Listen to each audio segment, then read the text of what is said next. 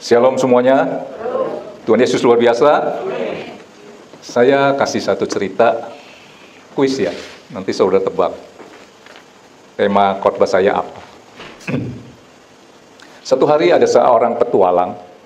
Kalau petualang itu suka yang menjelajah tempat-tempat yang baru, khususnya di alam ya. Jadi dia masuk ke satu hutan. Petualang ini masuk ke hutan. Begitu masuk ke hutan, tiba-tiba dia ketemu satu dataran penuh dengan padang rumput. Yang menarik hati dia ketika dia masuk hutan itu, semakin dalam, tiba-tiba dia mendapatkan satu padang rumput yang begitu indah.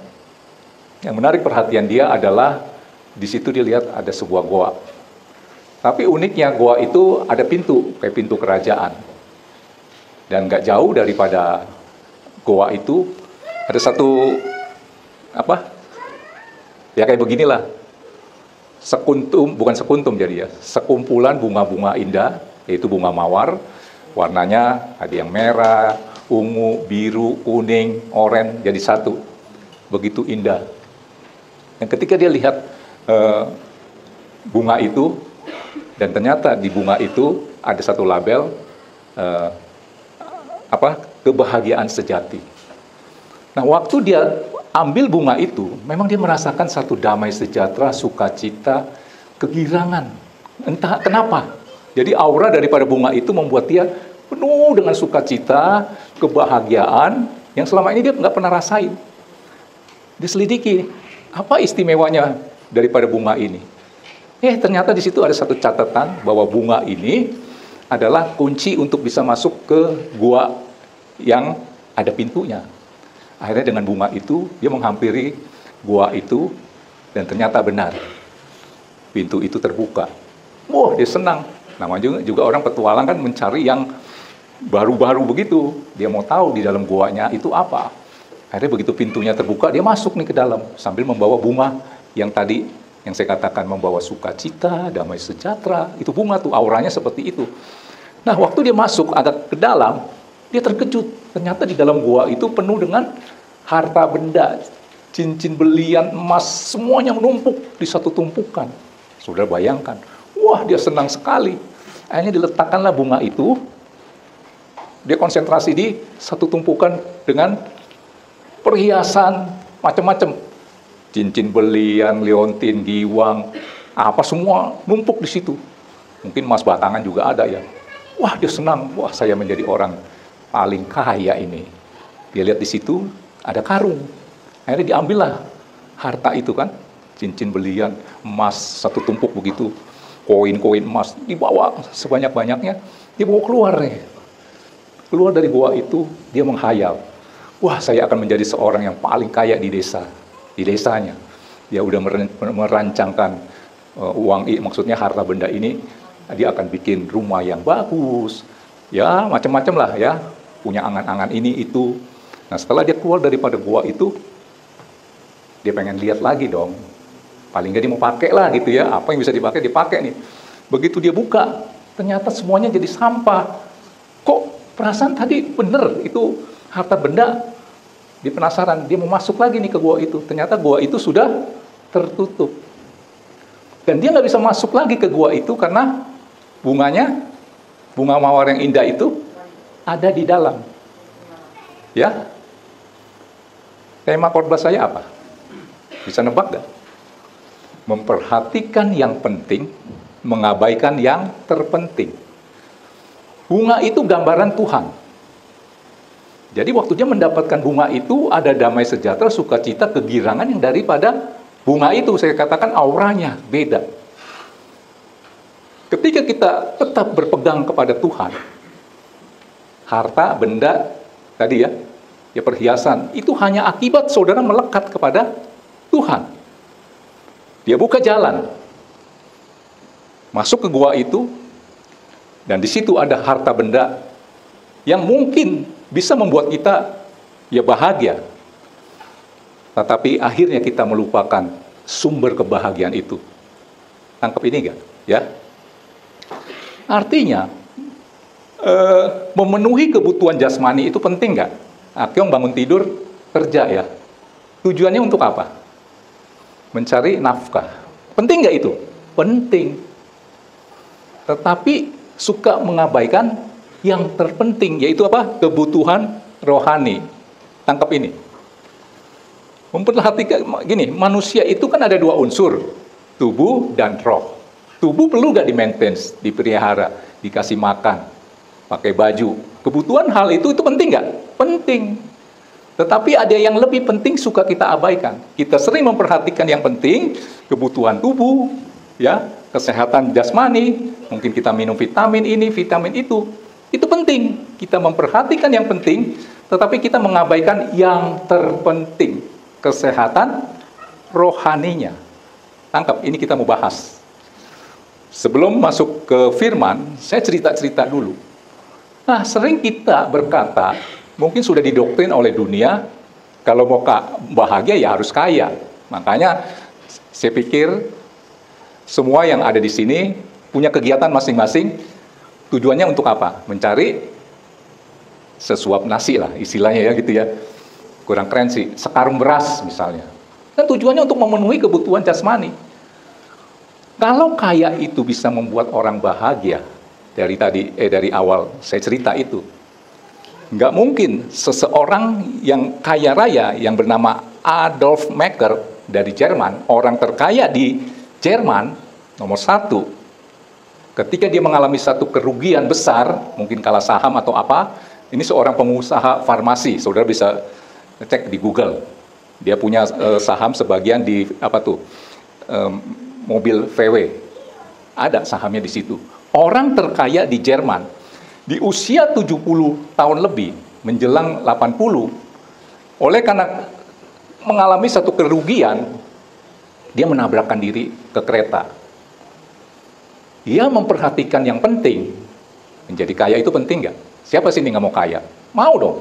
Kalau saya bertanya, siapa yang mau kaya? Saya pertama angkat tangan, mau. Itu penting nggak? Penting. Tapi sering kita mengabaikan yang terpenting, yaitu apa? Kebutuhan rohani. Seperti yang tadi saya katakan, Adolf Mekker. Nah, ternyata waktu dia mati menabrakkan diri, dia masih jadi orang terkaya, cuman urutannya turun. Orang kaya kelima. Saudara bisa bayangkan, kalau takaran bahagia itu adalah kekayaan, Adolf Mekker pasti nggak bunuh diri dong. Hanya kehilangan sejumlah uang dari yang nomor 1 menjadi nomor 5. Ya, tangkap itu. Nah, tadi saya katakan memperhatikan yang penting, yaitu itu kebutuhan jasmani, itu penting dong, ya. Tetapi sering mengabaikan yang terpenting. Prinsip dunia sering bertolak belakang dengan prinsip kerajaan Allah. Saudara masih ingat nggak prinsip dunia ya? Memperhatikan yang penting. Ketika pemerintah, saya masih ingat waktu itu zaman Soeharto,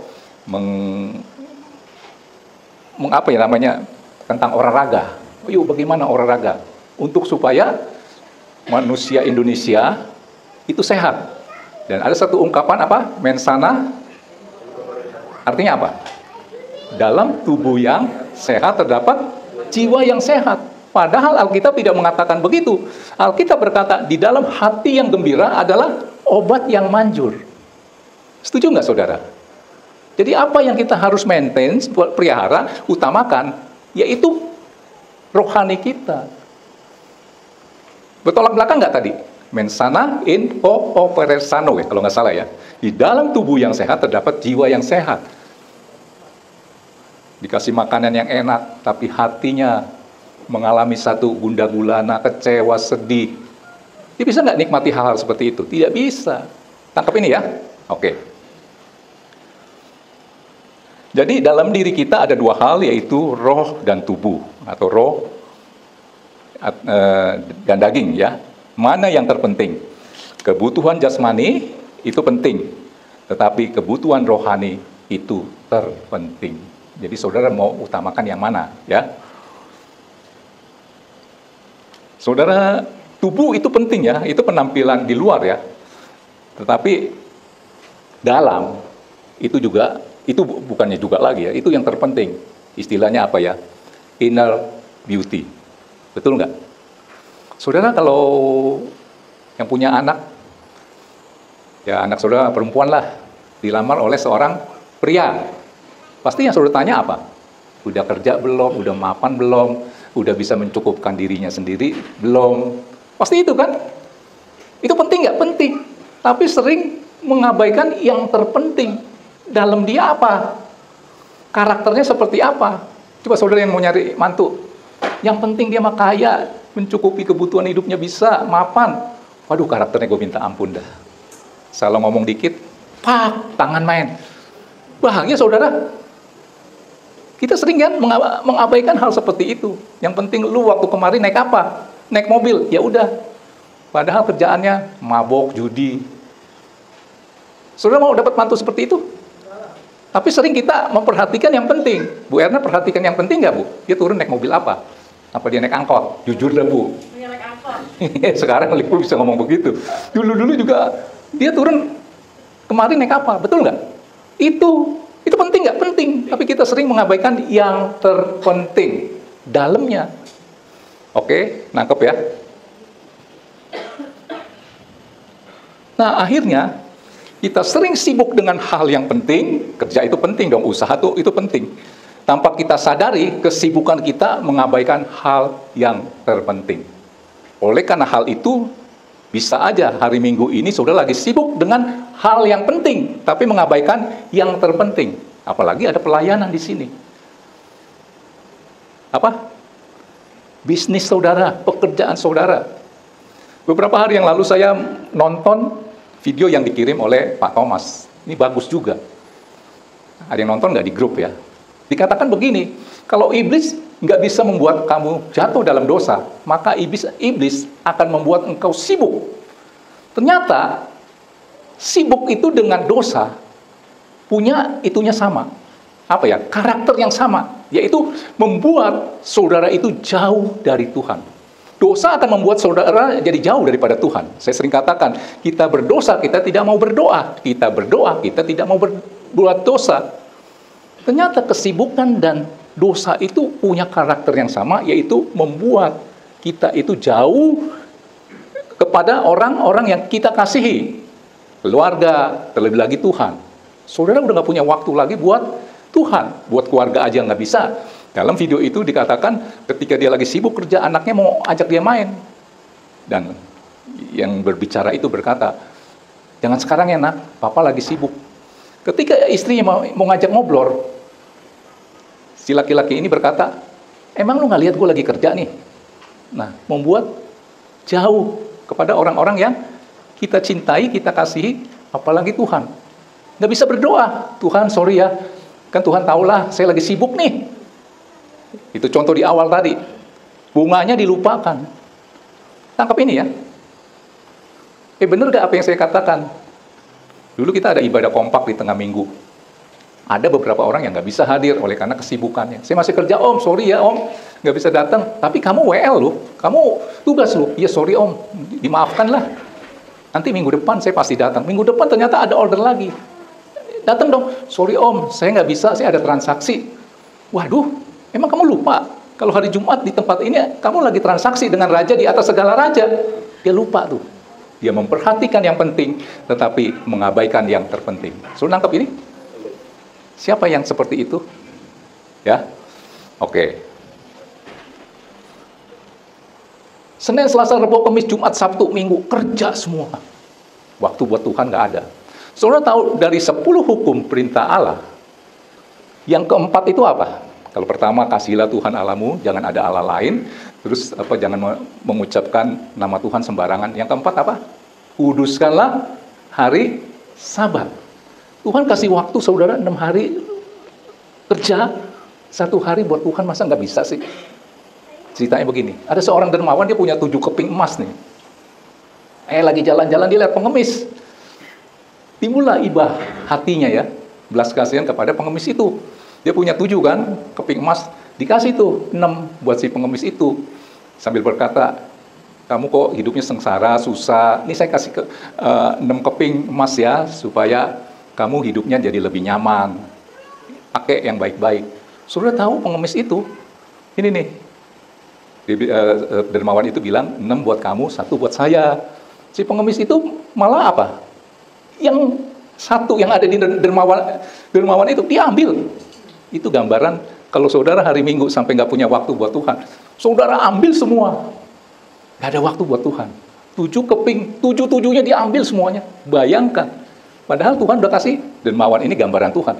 Kasih 6. Tuhan bilang, dermawan ini bilang, yang satu buat saya. Tetapi pengemis itu serakah. Diambil semua. Nah, sehingga ketika engkau mendapat satu persoalan, masalah, saudara tidak pernah memberi porsinya Tuhan. Saya sering katakan, kalau saudara punya persoalannya 10, kekuatanmu 2, jangan ambil semua. 10-10-nya saudara mau coba mengatasi diri dengan kekuatan sendiri. Pasti saudara stres dan saudara nggak akan mampu. Dan maunya apa nanti? Bunuh diri. Ada 8 yang bagian Tuhan. Apa yang mampu kau lakukan, lakukan. Yang 2 kau bisa lakukan, kau lakukan. Yang 8 nggak sanggup, saudara kasih Tuhan. Orang yang bisa model begini, kalau dia punya hari khusus buat Tuhan, hari Minggu saya spesialkan buat Tuhan. Kalau dia borong semua, entah dia dapat persoalan, dia akan coba mengatasi dengan kekuatan sendiri. Saudara nangkap ini? Ya?